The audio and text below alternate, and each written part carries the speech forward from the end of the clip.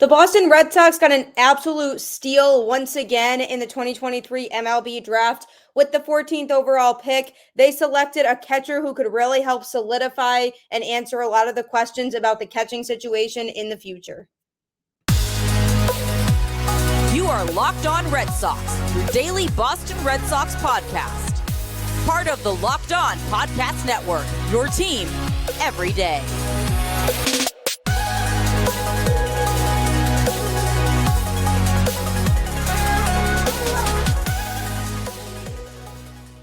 Hello and welcome to Locked On Red Sox, your daily Monday through Friday podcast on all things Boston Red Sox. I am your host, Gabby, former ESPN social media associate and current host of the Boston Balling podcast, here to bring you the latest in all things Boston Red Sox with some hot takes mixed in there, as well as some cool guests to come on and give their insight on a variety of different things. Thank you for tuning into the show and making it your first listen of every day. Part of the Locked On Podcast Network, your team every day. This episode is brought to you by Game Time. Download the Game Time app, create an account, and use code LOCKEDONMLB for $20 off your first purchase.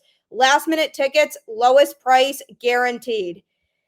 Welcome once again to Locked On Red Sox. We are here middle of All-Star week. I am pumped for the All-Star game tonight. Let's go AL. I really wish they still had the incentive of playing for home field advantage in the World Series, because it almost feels like it doesn't matter as much anymore. They're not really playing for anything, so it feels like the players don't take it as seriously as they did in the past. So I really wish they would bring back that aspect of the All-Star game and just allow the players to be playing for something, because that would definitely increase the intensity of what the game is really about. But anyway, despite that, I'm still looking forward to it. It's always cool to see the top talent, go at it against each other.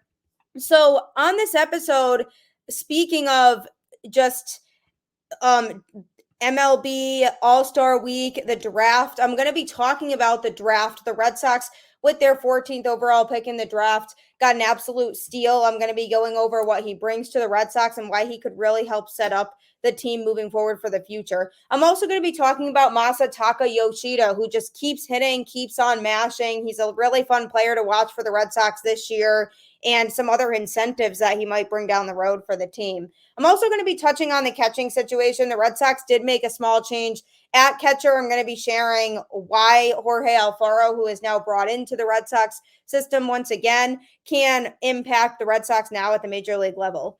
So obviously the Red Sox have quite a bunch of picks in this year's draft. It's wrapping up today. They've made a bunch of picks so far, but most notably is their pick at number 14 overall. Typically, the Red Sox like to go for middle infielders early on in the draft, a lot of times shortstop. But this time, they went with a catcher. They drafted Kyle Teel out of Virginia, who has a ton of upside. He really is a true defensive catcher. He was batting .407 with 13 homers, 69 RBIs, and a 1.13 OPS with Virginia last season. He was the consensus top-rated catching prospect in this draft class. So, to me, they had to pull the trigger when they did on getting Kyle Teel. I know they like to draft middle infielders typically, but he wasn't supposed to fall that far down. So the fact that he did, they have to pull the trigger on that one, especially considering the fact that the Red Sox don't have an overly ridiculous amount of catchers in the system in terms of depth. So the fact that he fell, you really have to take somebody, and because even look at the situation now with the catching, and just obviously he'll take a while to get to the majors, but if they can develop him into a true defensive catcher, that could be huge for the Red Sox down the road. He was also the ACC Player of the Year this year for Virginia, and over 3 seasons as his starting catcher, he was hitting .343 with 28 homers and 155 RBIs. So obviously those are really good number for a catcher. I don't expect, him to have that effective of numbers from a hitting standpoint at the major league level, but it is promising to know that they can work with him on his bat. He does have to improve his hitting against left-handed pitching. That is one of his weaknesses that I trust they can grow him into. But it truly feels like a steal for the Red Sox to me. I mean, he has a strong arm, really good defensive instincts, and a strong baseball IQ, which you do have to be a catcher. He's just a pure athlete to me. And, he can grow into being a reliable catcher size-wise. He's 6'1" and 190 pounds. So he'll, develop more as he continues to grow through the system and really thick out muscle-wise to the point where he can utilize all aspects of the plate and be a true defensive catcher. And another good thing about drafting a catcher like that who has a lot of upside is down the road, if you're able to develop him and move him up within the system, he can attract good pitchers later on. I mean, look at Adley Rutschman with the Orioles. Like, if I'm a starting pitcher, I'm looking at the Orioles and saying, I want to throw for Adley Rutschman. And hopefully the Red Sox can get to that point down the road with Kyle Teel where he could eventually be a catcher for the future and have pitchers say, I want to throw for Kyle Teel. And that'll naturally, gravitate more good pitchers towards the Red Sox. So I'm really, really happy with the pick. I think the Red Sox were really smart to take him when they did. I'm a little surprised he fell to 14 because I thought he would get picked earlier on in the draft. But you could argue that he could be another Marcelo Meyer type of situation in terms of being able for it to be a steal because, again, he was the consensus number one catching prospect in this draft class. And good catchers who are diverse are hard to come by. And, yeah, his defense needs to be top-notch because that's primarily what he's here to do is play defense. But the fact that he showed that he can hit at the college level, I think is definitely promising. I mean, again, I don't think his numbers will be as high as they were, but the Red Sox can work with him and he has a strong arm so he can throw out base stealing attempts. And there's just a lot to like about the kid. I'm looking at it and I'm thinking, this to me, could be right up there with Marcelo Meyer in terms of drafting an absolute steal of a player. I think just the fact that he catches already gives him a high floor because it's rare to find really talented catchers who can truly understand the game and help guide the pitchers through in-game situations. Overall, obviously, I'm not going to sit here and just analyze every draft pick the Red Sox have made because it's so hard to know who's really going to pan out and who's not. But I felt like Kyle Teel was worth bringing up because that to me is an absolute steal of a pick. I think he'll eventually grow into that catcher that the Red Sox really need for the future. I was a little surprised earlier on in the first few rounds that the Red Sox went really hitting heavy and didn't take a lot of pitchers. 5 of their first 6 picks were hitters, and most of them primarily were infielders, shortstops particularly, which the Red Sox do tend to gravitate towards shortstops. But there's nothing wrong with drafting shortstops because they're so athletic and they're the most movable pieces on the field that you can really put in any other position. So most likely, most of them won't end up playing shortstop and they can move them around to other positions based on where their needs are. So I don't hate the fact that they drafted a lot of shortstops early on, but they only drafted 1 pitcher in their first 6 picks. And I thought they might have drafted another pitcher or 2. I mean, granted, this wasn't a great draft class for pitching, but I still thought there was a chance that they drafted another pitcher early on. I think, it'll be good to see how they handle the last day here of the draft, but I have to trust the people who scout these players constantly and look for things they do and don't like in these players. And obviously it's so hard to know, nearly impossible in the draft who's going to pan out and who's not anyway. So just got to trust the process and ride with it. But the Red Sox do have some strong prospects in the system right now. Pitching depth is definitely still lacking a bit, but I do trust that that'll get addressed and get fixed over the next, hopefully year or two. Coming up, I'm going to be talking about a man who the Red Sox signed this offseason. People had mixed feelings on him because he was unproven in the majors. Masataka Yoshida, boy, is he panning out so far in terms of the big contract that they gave him. So I'm going to be touching on all of that kind of as we move forward and progress with the show today. But I'm sure by now you've heard of Game Time. Download the Game Time app today. Use code LOCKEDONMLB for $20 off. Honestly, it's a lot of fun because, when you look at the app, There's so many scenarios that you can do and so many different things that, you can do on it. And it's also a great way to purchase tickets to your favorite events. Game Time is essentially an app that allows you to purchase tickets for a smaller price than you normally would on other sites. Game Time is the place for last minute ticket deals. Forget planning months in advance. Game Time has deals on tickets right up to the day of the event. Get exclusive flash deals on tickets for football, basketball, baseball, concerts, comedy, theater, and more. The Game Time guarantee means you'll always get the best price. If you find tickets in the same section and row for less, Game Time will credit you 110% of the difference.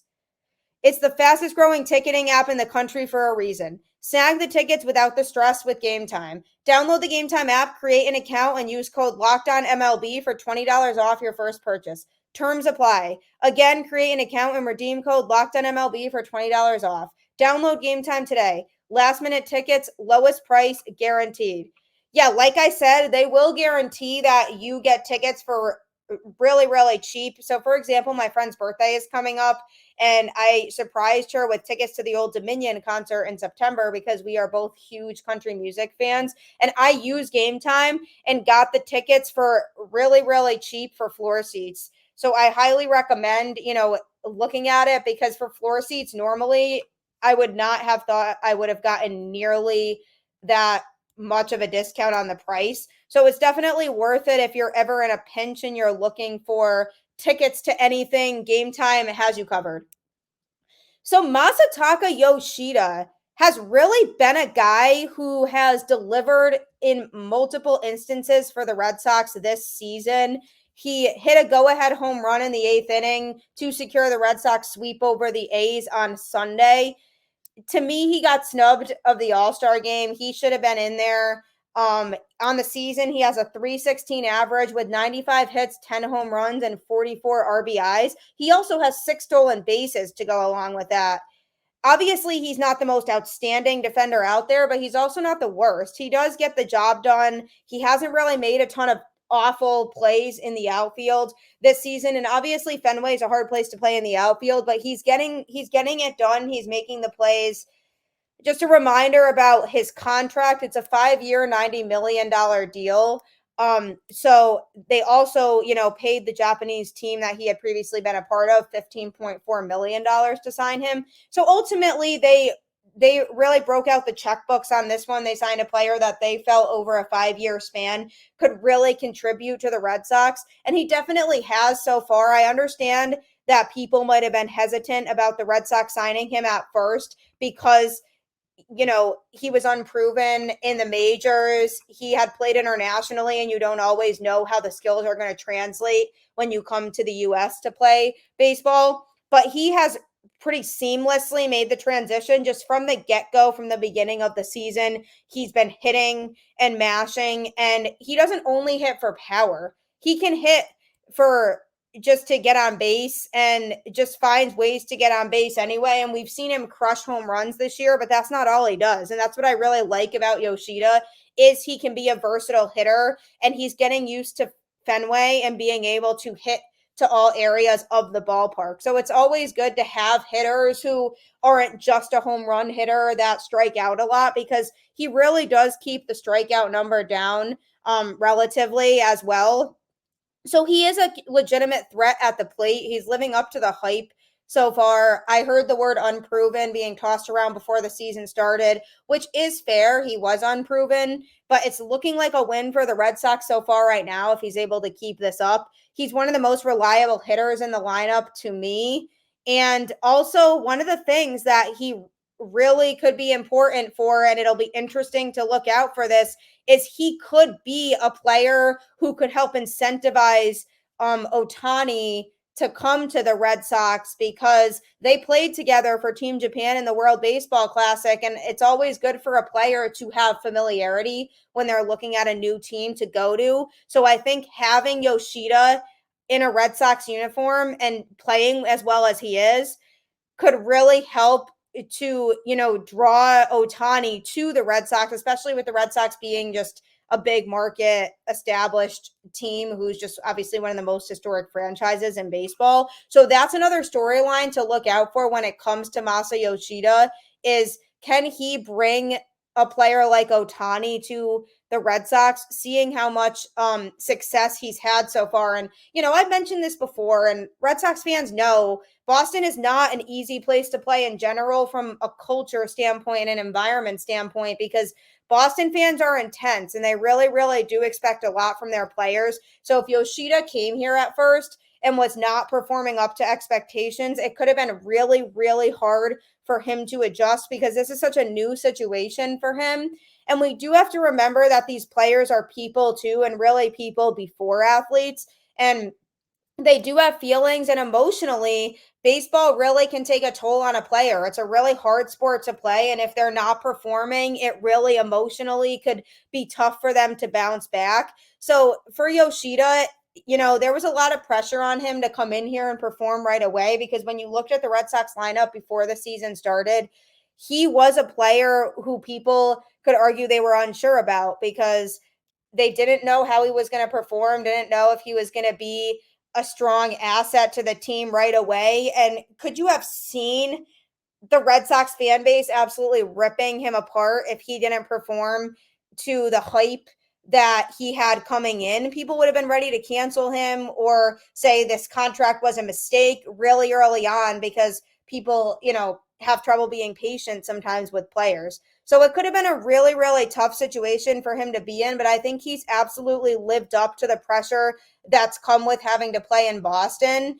And when I'm looking at Yoshida, I mean, this contract, if he continues with this through the rest of the contract, I don't see any reason why he shouldn't be an all-star going forward. I think he was absolutely snubbed this season and should have been in the game this year. It's a little bit of a joke that the Red Sox only have one selection because I do think they had other players who were deserving of being an all-star, but Yoshida really pops in my head as a big player who deserved to be there.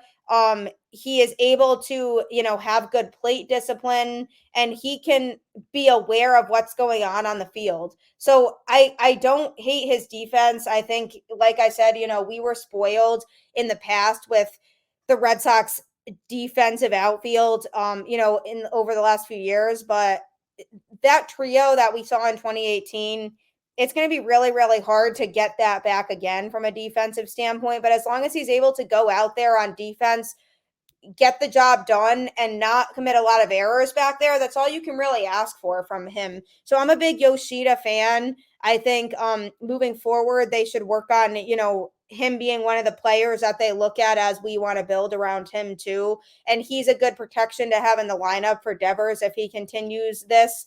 So obviously, I'm sure he'll go into some slumps. He might have times where people are like, wow, like he was a fluke. His contract was a fluke, but I really don't think it is. The fact that he has shown up and delivered for a good portion of this season says a lot to me that he can be a player in the future that the Red Sox can rely on to be there. So he was absolutely snubbed of being in the All-Star game to me. Hopefully after the break, he continues to hit the way that he has been hitting because I really, really like what I see. I think he was a great signing for the Red Sox. I was excited when he came to Boston because I said if he can deliver and live up to the hype, he's going to be a great person to have in the Red Sox lineup. And he's a huge help to a lineup that has struggled in pieces this season. They look like they're, getting the offense back. Again, Oakland is Oakland. So I'm curious to see how they come out after the All-Star break and if the bats are really in full swing, no pun intended, after the break. But he's been a huge asset to this team and we're really lucky to have him here. So keep an eye on Yoshida going forward. Keep an eye on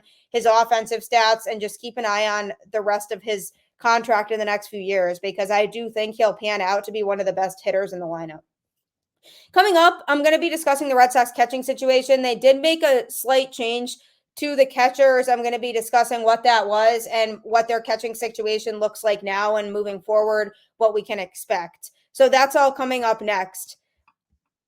But, so I have been in a lot of situations where I felt the need to turn to something like therapy for help in situations that I end up in This show is sponsored by BetterHelp. Hamilton back down. You know, we all go through obstacles in life. We all go through situations where we feel like we might need to talk to somebody about it. I've been in that situation where I went through a breakup that was really tough. I've been in a relationship for over 3 years, and so I really felt like it was going to be my future, and we were going to be together. And then when we broke up, it really, really hurt me emotionally, and I really felt like I needed the help.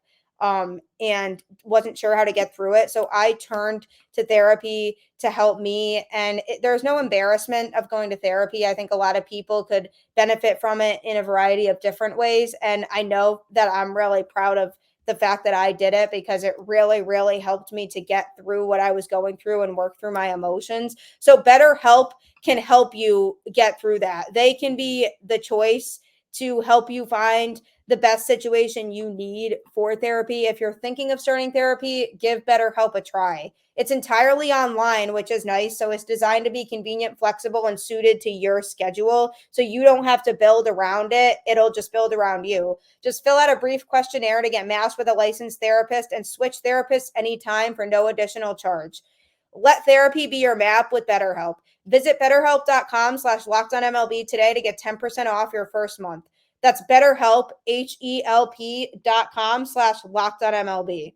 If you're really thinking about therapy in any way, I highly recommend it. It'll totally work with your schedule, and it'll really help you out. So look into BetterHelp, and it'll match you with a therapist who may be able to connect to the situation you're going through, and hopefully help you work through some of the things in your life that you might not know how to dig yourself out of. You'll be proud that you did.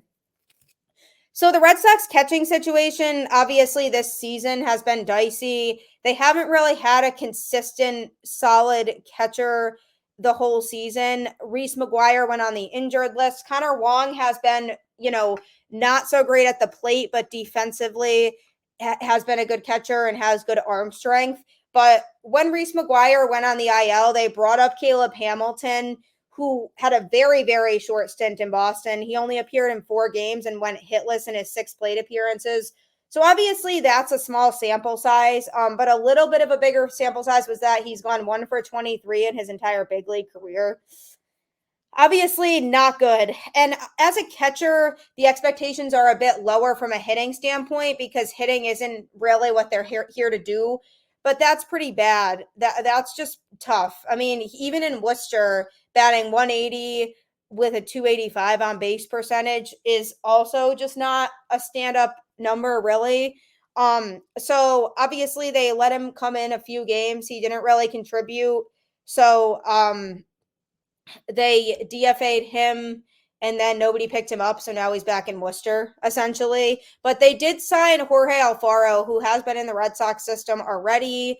In January 2023, they signed him to a minor league deal. He played in 43 games with Worcester. And then at the beginning of June, he exercised his opt-out clause, which basically means that the Red Sox have 48 hours to decide if they either want to sign him to the 40-man roster or release him. And they chose to release him at that point 2 days later. So on June 3rd, he was officially released. So then he signed a contract with the Rockies, and then ultimately it didn't work out there for him. They DFA'd him. The Red Sox signed him again to a major league deal because they really need a catcher, because obviously with Reese being injured, Connor Wong can't play every day. So now he's back with the Red Sox, and I have mixed feelings on it. When he was in Worcester, he was mashing. He was batting 323 with a 366 on base percentage, and he had 6 home runs thrown in there. So obviously at the minor league level, he was playing really well, but that hasn't exactly translated over to the majors. I mean, even with the Rockies, he wasn't hitting that well, but he has a 147 batting average with 5 hits and 1 home run at the major league level. He did draw a couple walks on Sunday in the Red Sox win over the A's. That doesn't say much to me at all. I mean, the only slight thing that you could take from that is maybe he has a little bit of plate discipline, which could be really good, by the way, if he continues to develop that moving forward. I don't think, obviously, they had it in mind to bring him back if it didn't work out the first time, but they didn't really have a choice. Again, the Red Sox are stuck in a mode of they hadn't really addressed their catching in the offseason. And then obviously Reese McGuire got injured, and so they do need a catcher. He does have good athleticism and good arm strength, so I'll give him that. But I'm hoping that he can figure it out. He has good numbers at the minors. The question is now, how do we get him to translate that to his plate appearances at the major league level? Because they do need to solve the catching problem now. There is no, specific timeline right now for Reese McGuire. So he needs to be able to step up, because Connor Wong is right now in this moment the number one catcher. Jorge Alfaro is a backup, so I don't expect him to be, anything drastic, because he is expected to be more of the number two catcher. But he does need to be able to do something when he's at the plate. And it worries me a little bit that he's moved around a lot throughout his career.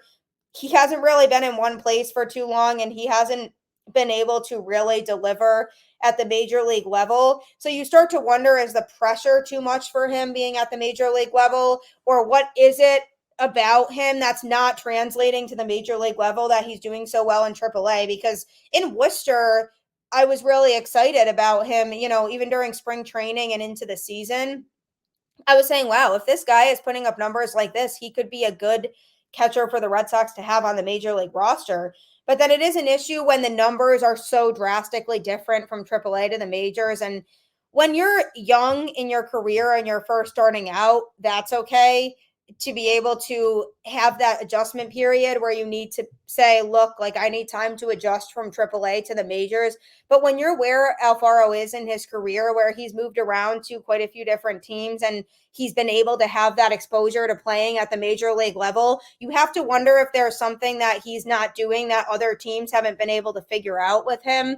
So I'm hoping the Red Sox decided to bring him back because maybe they see something in him that they can fix at this point. But either way, I do believe it's temporary. But for him, from his point of view, this is a great time for him to really show that he deserves a regular spot and that he could be the guy for the future, because Reese McGuire, I do think, isn't going to be here much longer. Even if he comes back healthy, he hasn't done a whole lot to contribute, and he has just not really been a standout catcher defensively. He is slightly better on offense, but he hasn't been impressive by any means. So if Alfaro really wants, that consistency and being able to stay and feel validated, then he needs to put in that work now, and he needs to show that he's the guy who can do that. So obviously, he needs more time to show what he has for us to really dive into a true analysis of who Alfaro is as a player. But I definitely am a little concerned. I'd be lying if I said I didn't have any concerns about him. So he needs to show up and he needs to perform, because this catching situation right now at the current moment is not ideal. Big applause to Connor Wong, who really played, 7 or 8 games in a row behind the dish when they were still trying to figure out the catching situation between Caleb Hamilton and then DFA'ing him and then bringing up Alfaro. There was a stretch of time where Wong played a lot of games in a row, and offensively he was contributing, and obviously his defense has been good all season. So he deserves a ton of props for that, but I do think there's a lot of inconsistency that goes on with Wong. So I'm not at the point where I'm completely sold on him as a catcher of the future either. I still think he has more that he needs to prove, but this is a big test for Alfaro. He needs to really show up and deliver if he wants to be taken seriously as a Red Sox catcher moving forward, because as a Red Sox fan, I'm not completely sold on him. I think his sample size of what I've seen him do well was more when he was in AAA. So he needs to be able to correlate that to the majors and be able to show up and perform. And if he can do that, then I think we're in good shape, and they can continue to kind of figure out in the future after this season how they want to address the catching situation and who they might want to bring in to pair with him, and whether that's keeping Connor Wong or bringing in somebody else, that's going to be up to them. And I think time will still tell with that, but it's really, really crucial that they get the catching situation straightened out this offseason, and we'll see what Alfaro can do. I just hope he can contribute in some way while he's here. Thank you, as always, for tuning in to Locked On Red Sox. I always appreciate interactions and tuning in. Don't forget to subscribe on your favorite podcast platform to the show. Leave a rating, leave a review, share it with your friends and family. Continue the conversation about the Red Sox. Hope you enjoy the All-Star game too, and try to find ways to occupy your time over the next couple days until Red Sox baseball returns. Let's hope they can come out strong and take a series from the Cubs when they start the second half schedule and just continue moving, because they are so close to a wild card spot. So let's hope they can deliver and come through and come out, with the bats moving after the All-Star break. Catch you on the flip side. Take care. Have a fantastic Tuesday and enjoy the All-Star game.